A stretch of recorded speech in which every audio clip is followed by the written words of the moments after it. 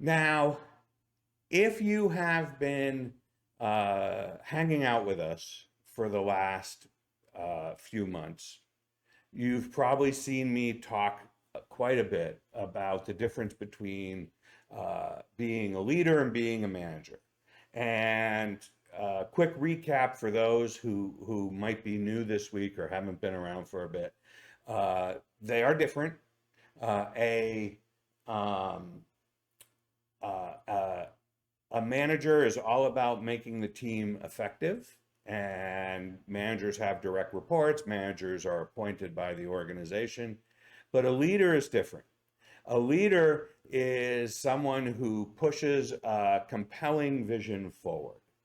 The organization doesn't appoint leaders like it appoints managers. You know, to become a manager, the organization has to say you are a manager, and they give you direct reports, and that happens. But a leader, that doesn't happen, right? With a leader, the way leaders become leaders is they get followers.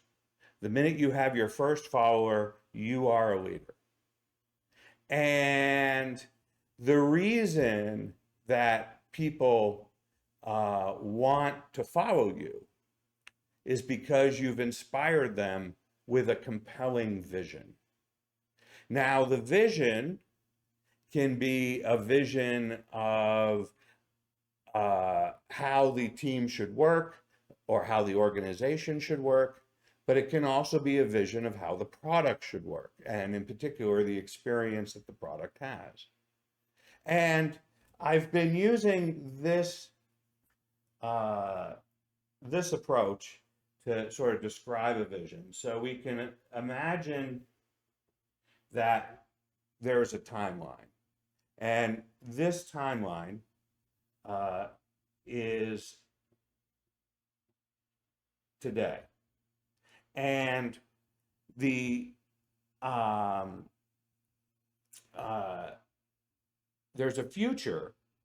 This can be a month from now, a year from now, 5 years from now. There's a future that we will get to if we do nothing different than what we're doing today.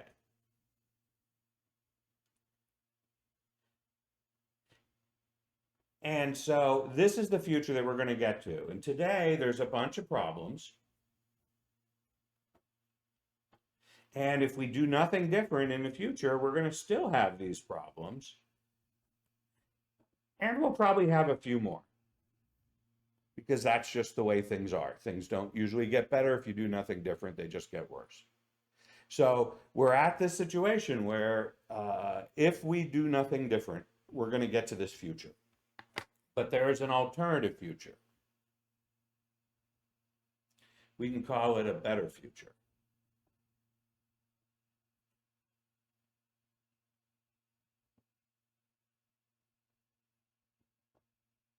And the better future is new pen. The better future is a future in which we are going to have basically the same problems, except in this better future, we will have fixed them. And so that's the future that we're shooting for. That's the future that we want to get. And this better future is what we'll get to if we end up doing something different. This green pen is not cooperating at all. But that's the idea, right? Is that we're going to get to this better future here. Here we go.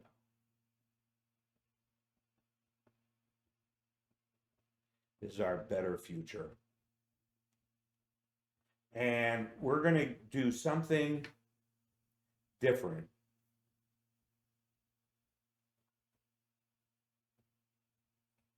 to get to that point. And when we talk about a vision, what we're talking about is the description between this better future and the future we're going to get to if we do nothing different. That's what our vision is. And this vision is basically a story that we tell. Now, like I said, The vision is can be a vision of, we're going to work in this better way together versus the way we're working right now, or we're going to have a different set of offerings than we have right now. But what we're going to talk today about is the experience of users. We're going to talk about having an experience vision. And an experience vision is one that focuses primarily on the experience that people have with our products and services. Ideally, what we want is to say, okay, these are the problems with the experience today. If we do nothing different, those problems are going to still be here, plus we're going to have more. And but we could have a better future. And that better future has all those problems fixed for our users. And to get there, we're going to have to do something different. So that's the basic idea. That's the premise. And to give you an example of what I'm talking about, experience visions tend to live in the distant future. They can be 5 years out, 10 years out. I worked with a team recently where their experience vision was about 10 to 15 years out because they were focused on some hardware used in medical biosciences. And as a result, their vision, because they're hardware oriented, it takes about three product releases at a minimum to get to a good experience vision. So since they release new generations of hardware every 5 years or so, we had to think about 3 generations of hardware. So theirs was 15 years out. But that's the idea, is that we have these long-term visions. And the folks at Apple back in the 80s decided to go down this route. And they came up with this idea of what a vision would look like in the year 2010. Now, in order to understand this vision, because the 80s are very different than they are than now, I need to set the stage a little. So back in 1987, Apple had just come out with the Mac II, which was their first color computer. So everything up till 1987 was black and white on the Mac side, and the PCs, the PS2 had just come out. So this was their IBM's first sort of faster processor. It was an 8286. So this is way in the past. These computers were way slower than the computers we have now. They had small disk drives. They had small floppies. We used floppies to move data back and forth. The screens were typically on PCs. They were sort of green and white or amber and white. They had black backgrounds. So they were green screen technology back then for a lot of people. Now, keep in mind, in 1987, Windows had not come out yet. It did not come out until 1991, or at least that was version 3, which was the first version anybody could really use. So we're talking DOS-based computing, unless you were on a Mac. That was the only real GUI computer that was affordable at the time. So, and the screens were all low resolution. 640 by 480 was the VGA standard at the time. So really tiny screens, really small pixels, all of this stuff was there. There was no connectivity. There was no Ethernet. Ethernet really didn't come to play until the early 90s. There was no internet. Internet wasn't until 1993. It took 5 minutes for people to boot their software.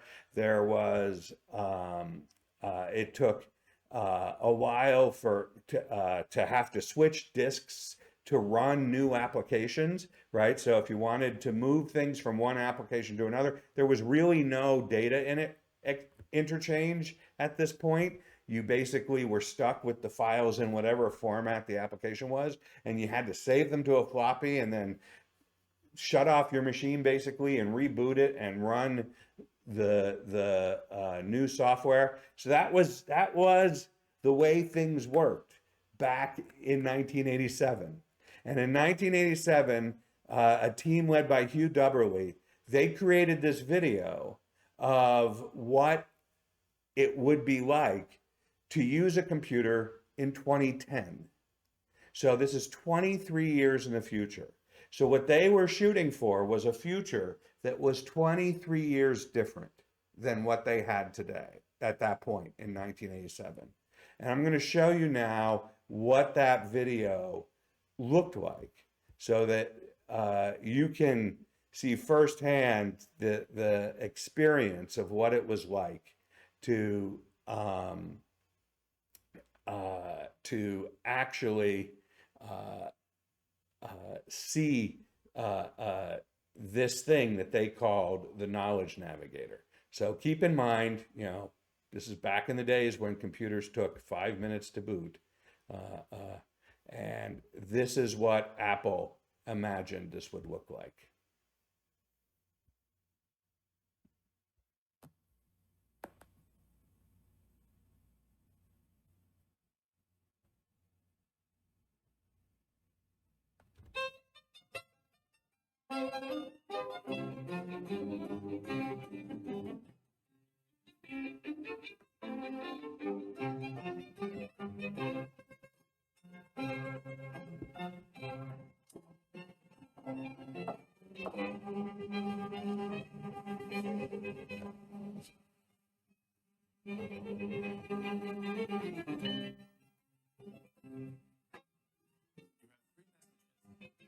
Your graduate research team in Guatemala, just checking in. Robert Jordan, a second semester junior, requesting a second extension on his term paper. And your mother reminding you about your father's surprise birthday party next Sunday. Today, you have a faculty lunch at 12 o'clock. You need to take Kathy to the airport by 2. You have a lecture at 4:15 on deforestation in the Amazon rainforest. Right. Let me see the lecture notes from last semester. No, that's not enough. I need to review more recent literature. Pull up all the new articles I haven't read yet. Journal articles only? Fine. Your friend Jill Gilbert has published an article about deforestation in the Amazon and its effects on rainfall in the sub-Sahara. It also covers drought's effect on food production in Africa and increasing imports of food. Contact Jill. I'm sorry, she's not available right now. I left a message that you had called. Okay. Let's see. There's an article about 5 years ago, Dr. Flemson or something. He really disagreed with the direction of Jill's research. John Fleming of Uppsala University. He published in the Journal of Earth Science of July 20 of 2006. Yes, that's it. He was challenging Jill's projection of the amount of carbon dioxide being released to the atmosphere through deforestation. I'd like to recheck his figures. Here is the rate of deforestation he predicted. And what happened? He was really off. Give me the University Research Network. Show only universities with geography nodes.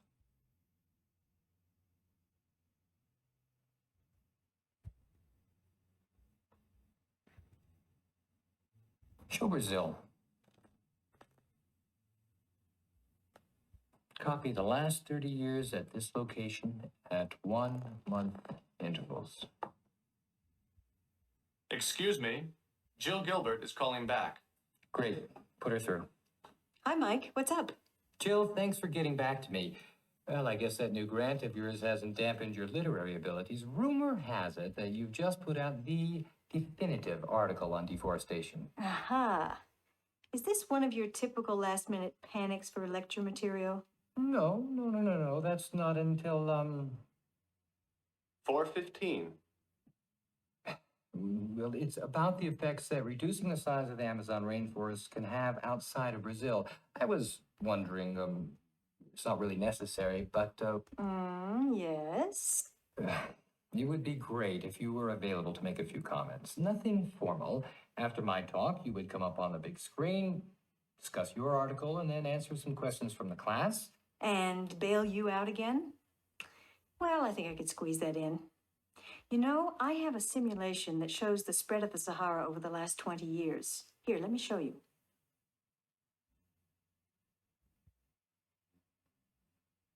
Nice. Very nice. I've got some maps of the Amazon area during the same time. Let's put these together.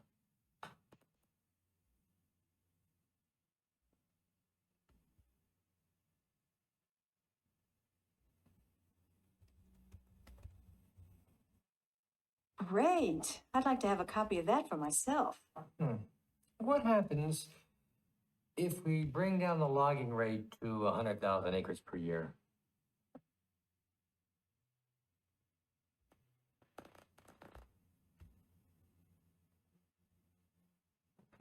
Interesting. I can definitely use this. Thanks for your time, Jill. I really appreciate it. No problem. But next time I'm in Berkeley, you're buying the dinner. Dinner, right. See ya, 4:15. Bye-bye. While you were busy, your mother called again to remind you to pick up the birthday cake. Fine. Print this article before I go. Now printing. Okay, I'm going to lunch now. If Kathy calls, tell her I'll be there at 2 o'clock. Also, find out if I can set up a meeting tomorrow morning with, Conley. Enjoy your lunch. Hello, Professor Bradford is away at the moment. Would you like to leave a message? Michael, this is your mother. I know that you're there. I'm just calling to remind you to call your sister and pick me.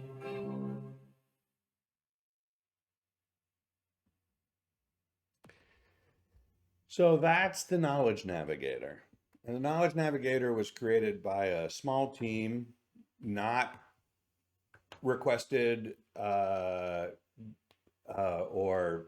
by the senior leadership. It was just this little sort of thought experiment that the team created to sort of show what computing would be like in 2010. And it was very much of its time. There are some anachronisms in it. There's some a little bit of misogyny and an old white dude asking a woman to do his work for him, that sort of thing. But the key thing that I wanted you to sort of pick up was how much different that experience was to the old computers of the day, where there were giant CRTs and slow disks, and you had to change all these different facets. And the thing is that this video and the ideas behind this video became the guiding thinking at Apple. And it was basically where they thought they wanted to go. And you can see in the 23 years that happened after that, it was very much that way. In fact, it's a complete coincidence, but Hugh Dubberly's team basically predicted what the iPad would look like. It wasn't physically the same device, but almost everything that's in the Knowledge Navigator showed up in the iPad. The only two things that weren't there when the iPad shipped in 2010 was the Siri, which came a few years later, and a folding screen, which Apple still hasn't shipped. It's not clear that it has a purpose. But that was the idea behind this. Everything else about this really sort of mimicked. But, there are some things about the Knowledge Navigator. It had this really big ass camera, which Apple figured out how to make much smaller. It had all this ventilation. It was really interesting that they were able to sort of project what this was. But it wasn't so much that they predicted the technology of the future that's important. What's important is they predicted the experience of the future. And that's what makes this thing such a compelling idea. The idea is that an experience vision basically talks about a user's experience in the future, or a group of users' experience. In this case, it was a professor and the professor's colleague and a little bit of the professor's mother. And the things that he did with this thing, checking his calendar, learning that he had a class, looking at last year's lecture, deciding that they needed updating, looking for new resources, deciding that his friend had written something that could be relevant, contacting his friend, finding out that she wasn't available, then going and reviewing other stuff, then coming back and getting in touch with her and comparing notes, and then deciding that, you know, she should come and do his lecture for him, and then saying goodbye.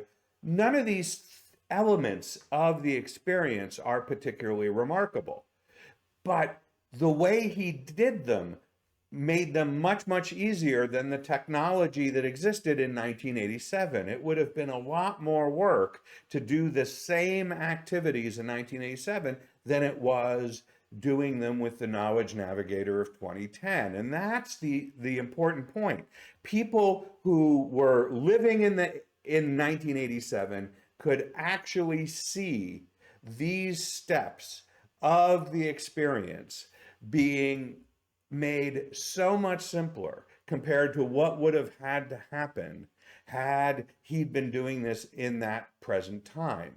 And that's what an experience vision really is. It is a opportunity to show the change in experience for doing, in essence, the same tasks that we're trying to accomplish today. And when we do that, it changes how we think about where we're trying to go. And the thing was, Apple was able to use this. If you look through Apple's history between 1987 and 2010, when the iPad shipped, you will see elements of the Knowledge Navigator coming to life at every point. The PowerBooks, the Newton, the MacBooks, the iPhone, the iPad, every single one of those products was basically on the journey to getting to the iPad. And it was, the technology was very different, but the experience that was in the Knowledge Navigator kept getting closer and closer and closer. And what a experience vision does is it helps us make decisions, right?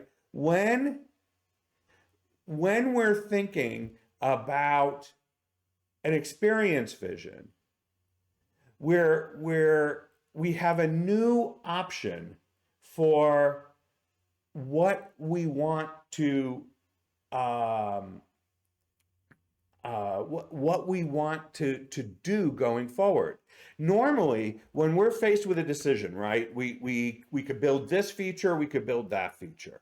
And when we're normally faced with a decision like that, we ask questions like, well, which one of these is fastest to develop? Which one is going to be the least amount of cost to build or design? How do we match what our competitors are doing, right? That's how we decide what to build when we don't have something like an experience vision. But an experience vision changes all that. The experience vision allows us to put a new criteria into place. And the new criteria is, what things will get us closer to the vision? And the way that I like to think about this is, imagine that there's a horizon, and on the horizon, there's a giant flag.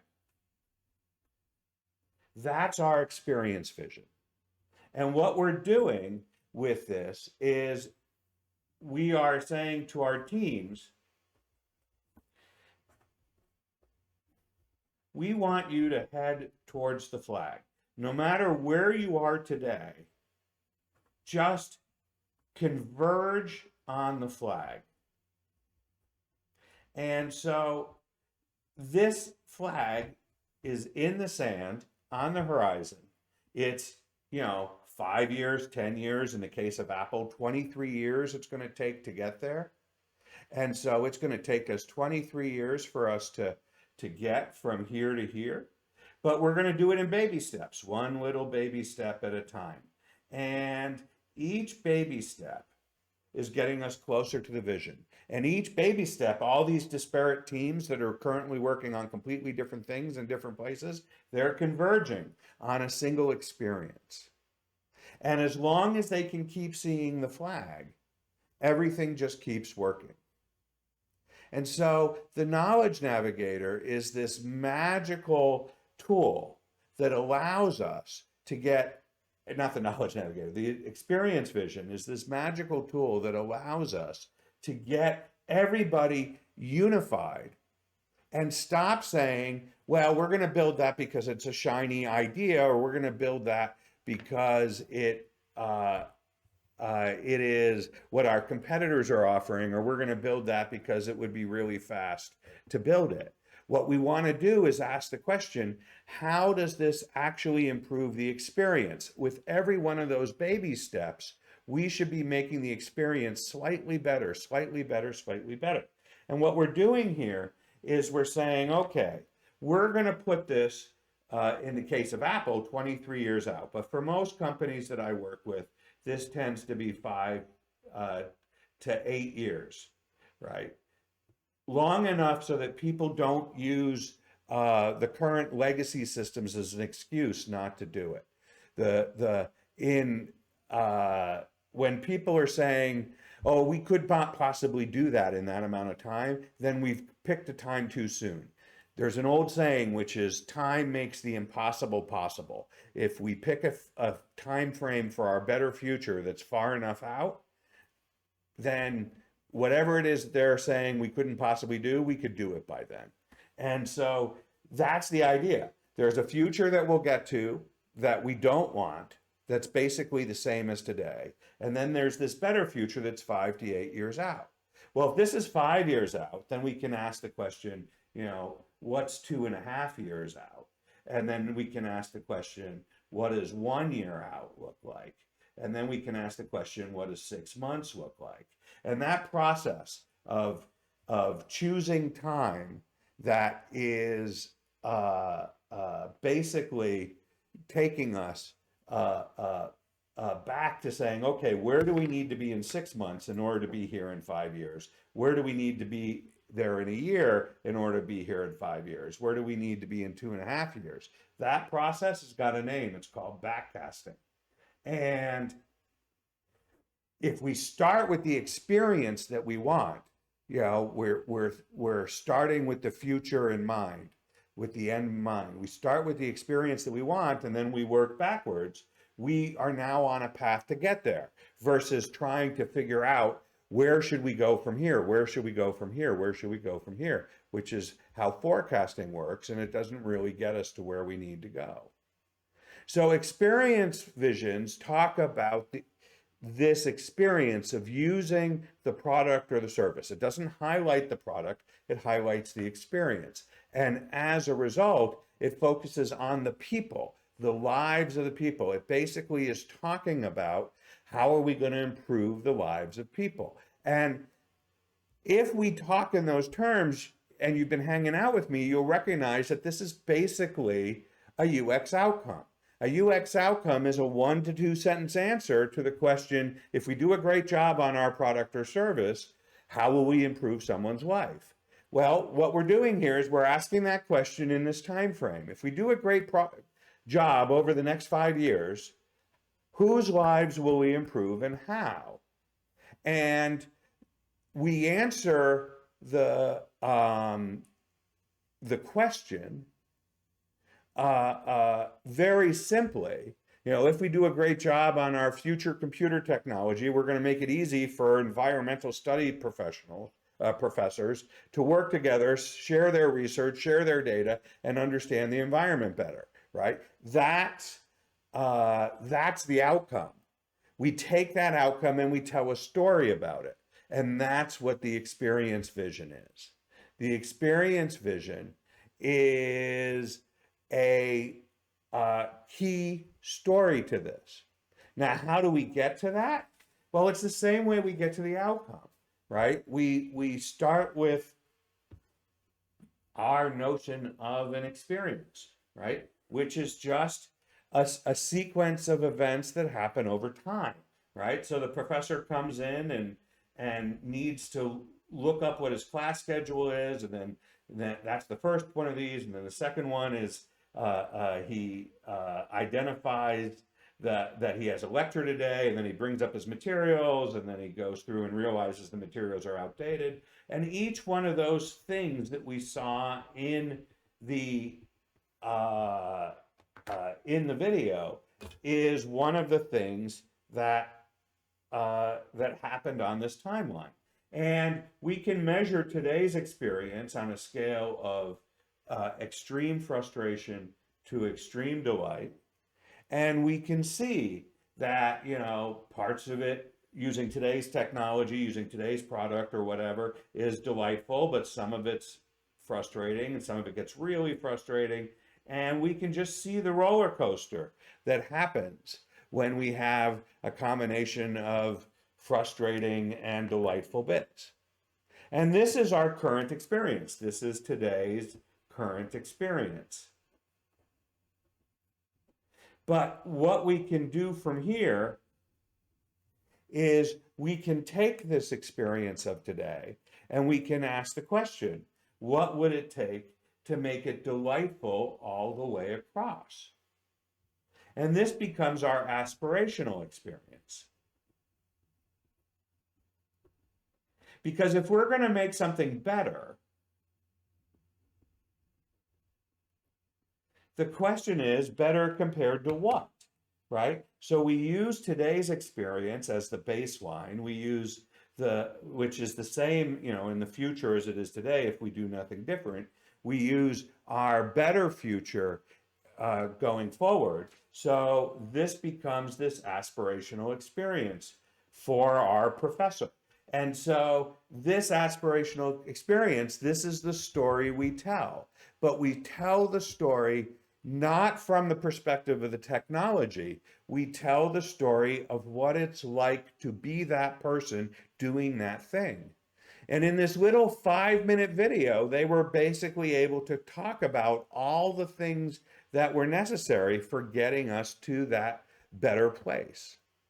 And that's what an experience vision really is. An experience vision talks about this in a story of an experience. Now, this is different than what most companies have as a corporate vision.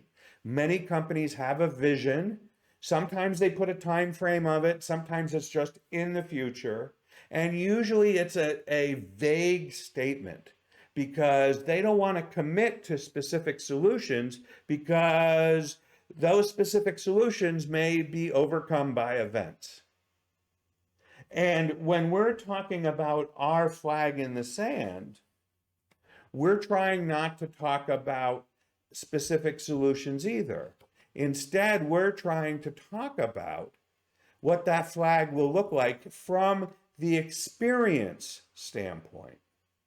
Because the experience standpoint is really talking to what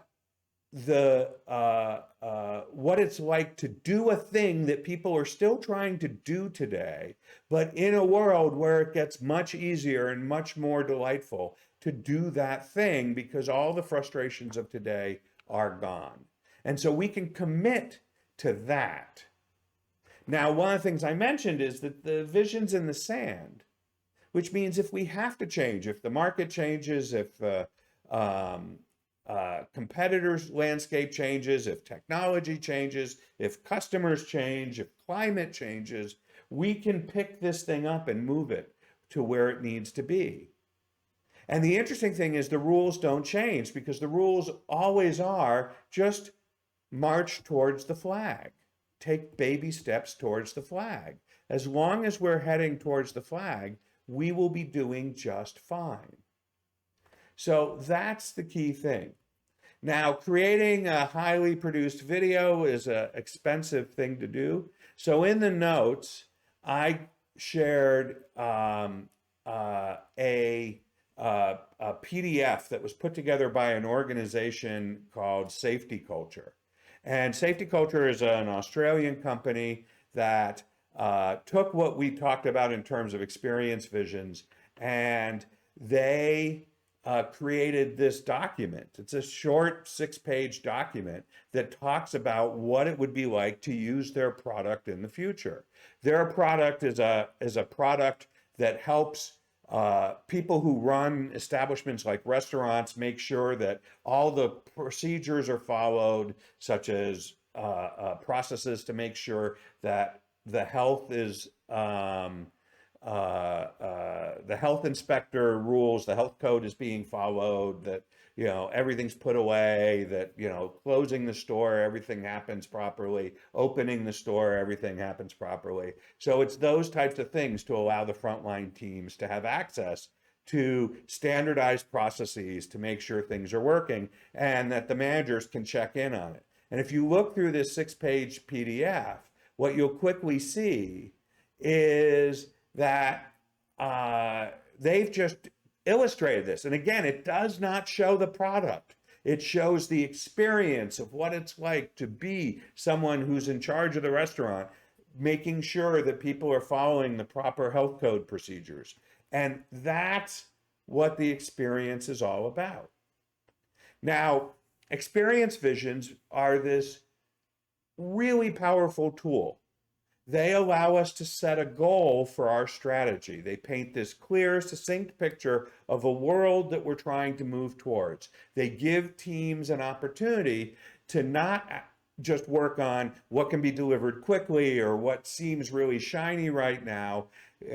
They allow us to get away from things that might be, solutions looking for a problem, such as blockchain or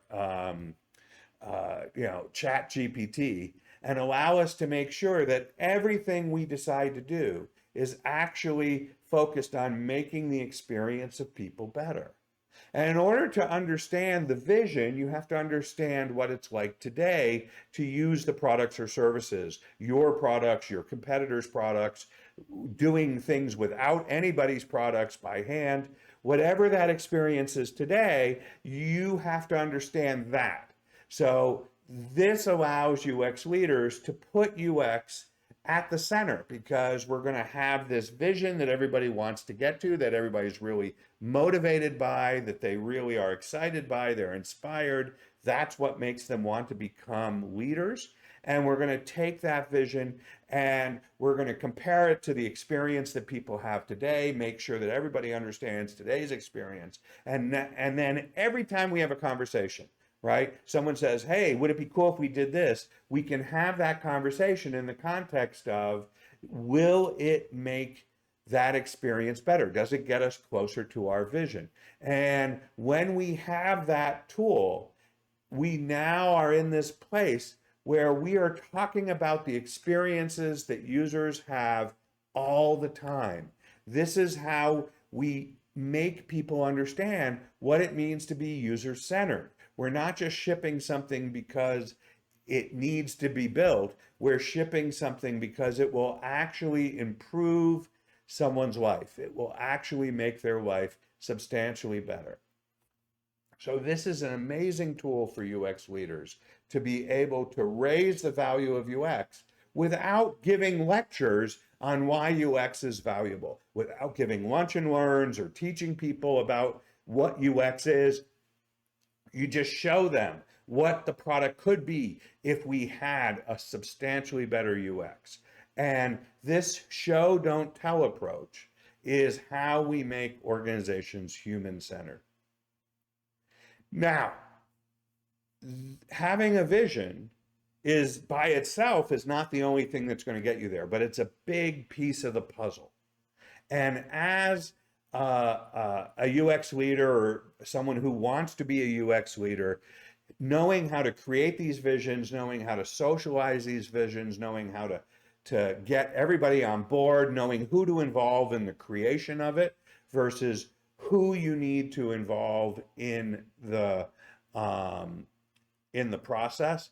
All of these things are key to becoming a UX leader. And these are learned skills, right? Just like management is a learned skill, learning to be a leader is a set of learned skills and mindset shifts.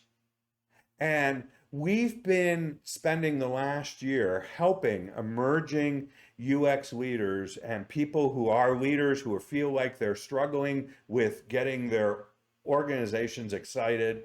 We've been helping them really bring this forward. And we put together a program, and it's now a year old, and we're really pleased with just how much it has helped people. And the program is called the How to Win Stakeholders and Influence Decisions program. And if you are thinking about becoming a leader, if you want to get out of the rut of just being reactive all the time and not having a vision of where to go, of having to explain the value of UX to people because people just don't get it, or they want to devalue it, or they want to put it off till later. If you're running into those problems, this is the program we created for you. It's basically stakeholder management meets leadership influence meets UX strategy. And we put it all together, and in 32 hours across 16 weeks, so it's basically 2 hours a week, we coach and mentor you on how to really take these tools, like putting together a really compelling vision and using that vision to win over people and say, I want to be part of that vision. Say, okay, if you want to be part of that vision, here's the steps to which we get there. You know, one of the key mistakes that I see leaders make all the time is they focus on selling, trying to sell, doing something different before they've got everybody bought into doing the better future. And if you're thinking that this is where you're going to end up and you're okay with that, why would you ever want to do something different? What we have to do is we have to make people not be okay with this. They really want to be part of this. And then it's much easier to sell them on the process changes, to sell them on the various ways that we're going to have to do work harder. We're going to have to get outside our comfort zone in some cases. Those things are hard for people. Jared here. Thanks so much for watching. If you enjoyed this video, please give it a thumbs up and consider subscribing so you'll get more videos like this. If you have any comments, questions, or thoughts, feel free to drop them in the comments below. I'd love to hear from you. And hey, consider joining our Leaders of Awesomeness community. It's completely free, home to over 50,000 UX leaders who regularly share questions, ideas, inspiration about their experiences. The link is in the description below. Thanks again, and I'll see you in the next video.